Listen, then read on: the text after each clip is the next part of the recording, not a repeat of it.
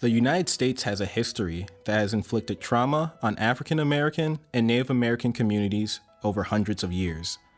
This historical trauma, often distorted, denied, or concealed, is seen in slavery, genocide, colonization, forced relocation, and other traumatic events of generations past, which have lingering and profound consequences today.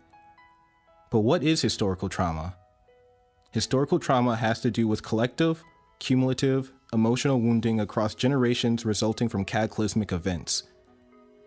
These events target not just individuals, but rather a whole collective community.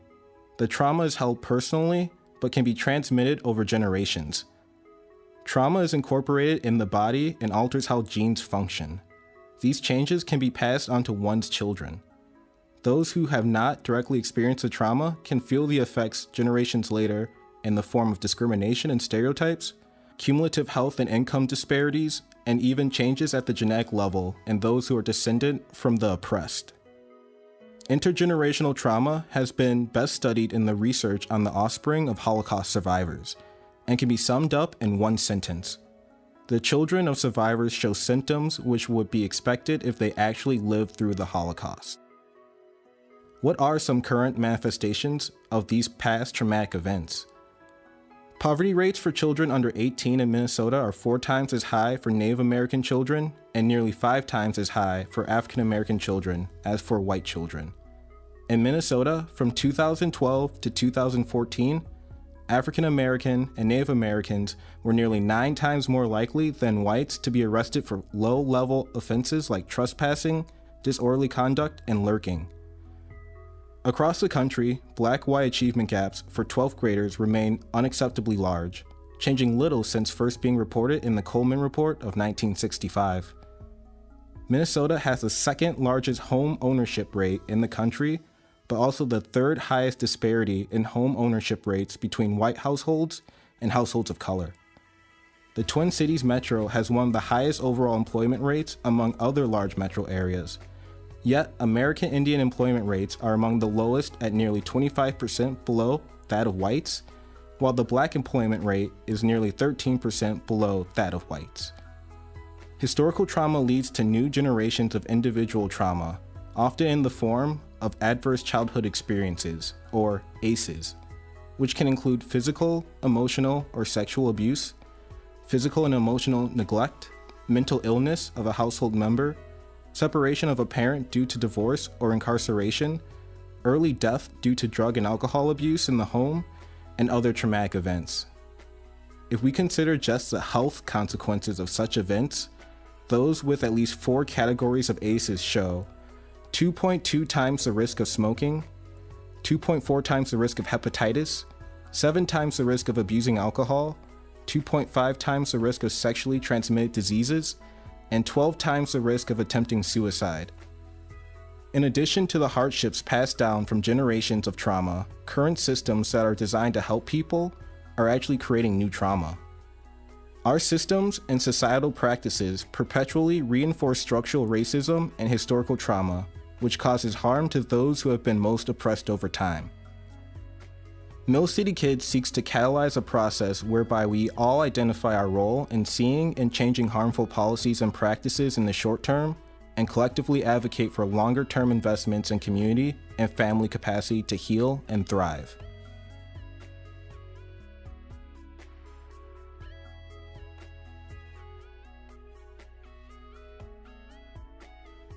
This is a story of how a good person working within a system designed to help people create new trauma. My name is Dr. Helen Kim. I'm a psychiatrist at a large inner-city hospital and the director of a program that serves pregnant and postpartum moms with depression and trauma. Our goal is to save and improve lives by helping distressed moms protect and nurture their children and to help them parent with awareness, love, and compassion. I'd like to share with you the story of a young mom who we'll call M. M has a 4-month-old baby B who is in foster care.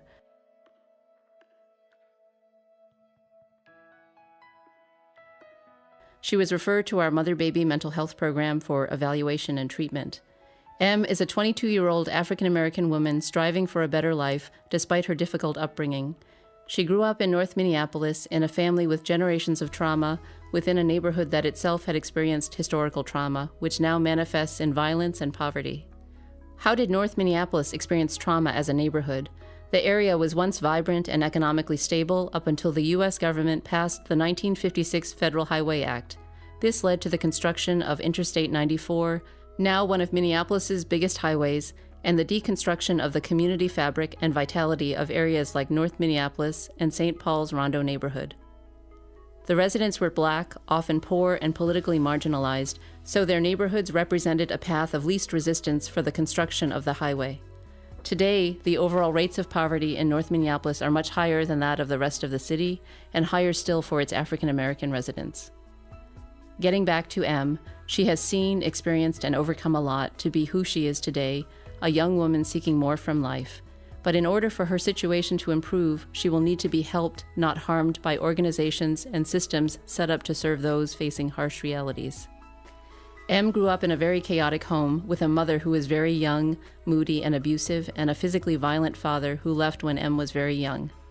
Her mother later met another man who moved into the family's home and was physically abusive to Em's mother and also Em and Em's older sister. Em finally couldn't take the chaos and violence at home, so as a teenager she dropped out of high school, left home, and met a boy named D, a teen who himself had dropped out of high school. His parents were addicted to drugs and failed to care for him all through his life. He had grown up in a family with generations of trauma as well. When D and Em met, it was love at first sight. She said they were their own family, and they tried to make it on their own. They lived in cars, they couch hopped, they moved into a shelter, they got jobs at a fast food restaurant.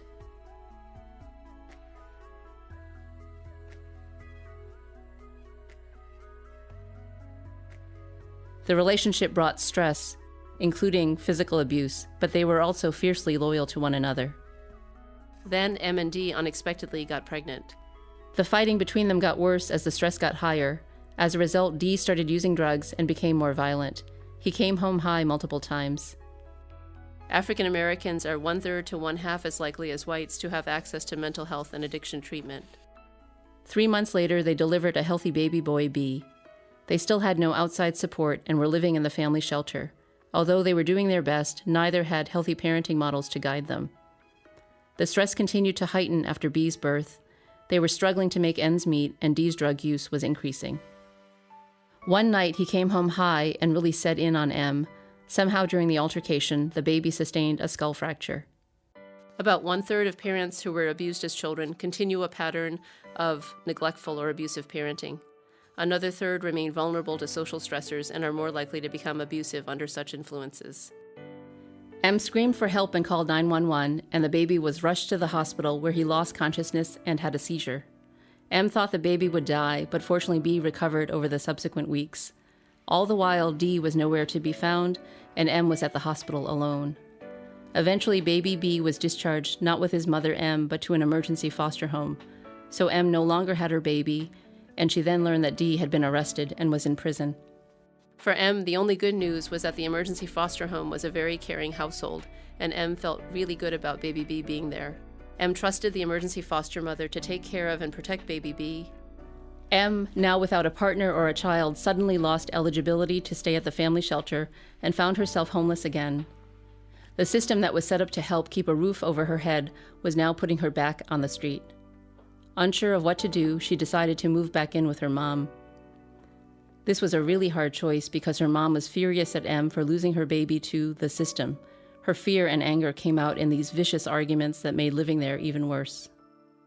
During all of this, Em was also required to comply with her case plan, which included attending the mother-baby mental health program 5 hours a day for 4 days a week, meeting with a parent educator once a week, and attending a weekly domestic abuse group that cost $25 per session. To comply with this case plan, Em had to miss work and lost her job. In addition, the cost of the group therapy posed a problem because when she lost custody of her child, she also lost access to her Minnesota Family Investment Program cash assistance. The baby, meanwhile, was being shipped back and forth between the foster home, daycare, and Em's parenting classes. This was in accordance with her case plan and approved by her assigned caseworker. Baby B was regularly placed unaccompanied in the back of a cab driven by a stranger. To have a child placed in the hands of a stranger is something that would cause any mother great distress. This was a very traumatic experience for M that she had to endure repeatedly, since this was the only way for her to see her child. Additionally, due to poor communication between her caseworker and the variety of caretakers, the baby did not always arrive where and when M expected, which further increased her level of fear. The baby would sometimes arrive crying or completely emotionally shut down in an unreactive, dissociated state of stress. The caseworkers were often busy and unavailable when M tried to tell them about these issues. To me, it became clear that the system was asking her to be a more protective parent while at the same time forcing her to do things that go against her protective instincts as a mother. Repetitive, highly stressful experiences like these cause changes at the genetic level, affecting one's response to stress and adversity. This was a new form of trauma that M had to navigate, and one that was a result of system practices. In a lot of ways, M could never focus on the baby because of her perpetual stressed state of fight or flight. Her struggles with money, her negative interactions with systems, her travel back and forth to an unsafe neighborhood, all left her in a heightened state of reactivity, a trauma response, which made it very difficult for her to be present even when she did have supervised visits with the baby. Chronic toxic stress in an unsupportive environment leads to unregulated release of stress hormones. The result is profoundly negative effects on the brain, including executive function, attention, and memory, and also detrimental effects on physical health. Until the system backed off, M had little opportunity to succeed or to heal. As her psychiatrist, I thought I could write a letter that would spell out how we needed first to safely and stably house M to help her lower her stress response and allow her to increase her capacity to parent B. Until then, she couldn't learn the necessary skills because of her threatened, highly reactive state. I did not see her as someone with mental illness, but rather an individual with complex trauma who was being re-traumatized by systems that were set up to help her. The system itself had become a threat to her success. So I wrote a letter about how the system needed to back off in order for M to regain her ability to focus on B. I also mentioned how she was doing a great job in therapy and had overcome a lot of her own trauma after growing up in a difficult and abusive home. The letter was intended to be used in court to make a case for M's efforts during her next custody hearing. I failed to ask M for permission to write this letter, and unfortunately, M didn't get a chance to read the letter before her court date because I didn't have time to show it to her, and if I'm really honest with myself, I thought I didn't need to because I thought it was a pretty good letter. When M walked into the courtroom, she felt as though everyone, the judge, the opposing attorney, the system caseworker, her public defender, everyone was reading this letter except her. The judge later praised her in front of everyone for overcoming so much and trying to be a good parent despite her horribly abusive childhood. Unbeknownst to the judge, M's mother was also in the courtroom. She was shocked and felt completely attacked, exposed, and humiliated, especially after stepping up to help take care of M and her baby. M's mom was furious, and the two of them nearly got into a fistfight upon leaving. The next day, M said to me in a very gracious way, with tears in her eyes, "Dr. Kim, I wish you didn't write that letter. It made my life so much worse. My mom threatened to kick me out of the house. We almost got into another fistfight. I got her to calm down, but that letter made things so much worse for me. I wish you hadn't written it." This was a very painful thing to hear from M. I let her know that I was sorry for how much I had hurt her. We had some tears together. M said to me, "It's okay, Dr. Kim. We're going to put this away and move on." Afterward, I reflected on how brave M was to tell me how I had hurt her with my letter and how generous she was to forgive me for my mistake. I thought about what would have happened if M had been a white, educated, professional woman. Would I have dared to write a letter without her permission? Or to send it to her lawyer without showing it to her first? If I'm totally honest with myself, I have to say no, I wouldn't have. I do have my own implicit racist bias, and that somehow her being young and black affected what I felt I could do for her instead of with her. Although my intentions were good, I caused her further harm. I realized one can have good intentions, yet harmful impact.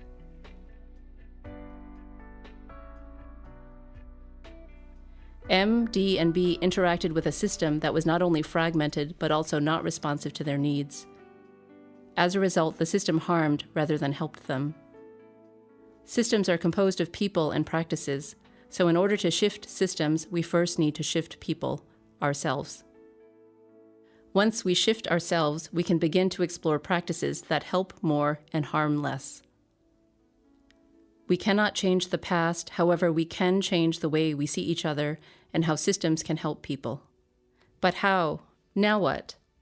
As a first step, we must realize that meaningful reforms need to come from the voice of those most oppressed by historical trauma and generational trauma and aligned with best practice and evidence.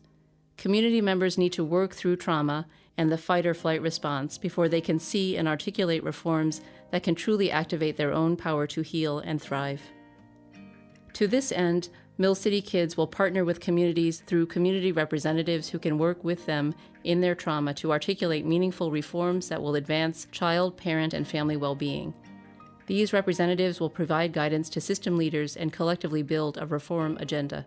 In a parallel process, we are asking system leaders to join in a dialogue and engagement process with other system leaders about historical trauma and structural racism in the context of children prenatal to age 5 and implications for their organization.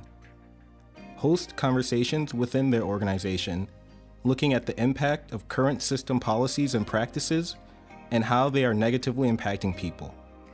Identify within their team policies and practices that could immediately change to better serve people, and explore, in partnership with community, longer-term changes that we might collectively pursue to build capacity in communities and families to serve their own.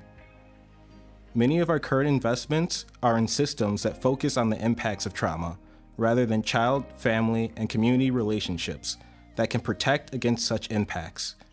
To make significant, long-lasting change, it is imperative to shift our focus to systems and communities, as well as to switch our mentality from a reactive approach to a preventative one. We can advocate to reduce toxic stresses, support parent-child relationships, and promote resilience and protective factors. By creating child, family-centered trauma-informed policies and practices and systems, as well as making upstream investments in communities, we can break this destructive cycle.